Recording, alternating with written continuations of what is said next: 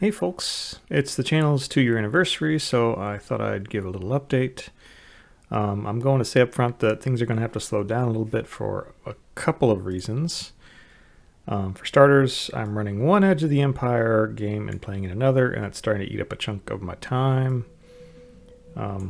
Also, I'm not entirely happy with the development, with my art development over the past year. I upgraded to Moho Pro a year ago, and I spent a lot of time building a lot of skill with the additional features, and I kind of feel like I sacrificed a lot of fundamental art and animation skill development in exchange. And the thing is, there are still a lot of features in Moho Pro that I'm learning. Just yesterday I found out that if you hold down the Alt key while using the stroke exposure tool, you can control which end of a line appears and disappears. Look at that. And I'll never draw a turning nose, a nose on a turning head the same way ever again as a result. That's really very different for me. And then 13.5 came out last month. That's what I'm on right now. That's why all of these buttons are kind of cyan color instead of orange colored.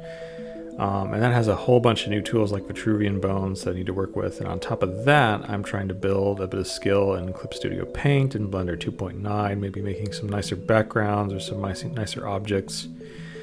There are a lot of things that I'm proud of, though. I enjoyed working with Lana Doodles on the RLM video designs. Those look great at the time, and I think that there are ways that they could look even better today, almost a year later, but I think they're wonderful. I'm proud of my Space Marine helmet, which is fully shaded and movable and expressive. Like you can do the eyes up and down and stuff like that, smile and a frown. Rotates, of course, which you've seen lots of times. Turn the speech on and off, move the eyes around, blink, that sort of thing. I really like the design that I did for Inquisitor Butterman. I think all of the faces I did last year has turned out the best, of course. Like at the upper level here, you can move his face around a bit, and it's got his eye controls and stuff like that. Now, I'm not saying I'm stopping, but I am going to slow down a bit and work more on some fundamentals. So for my first project in 13.5, I did this little Kirby animation. I'll get started here. He just does a little run and a little jump here in a second.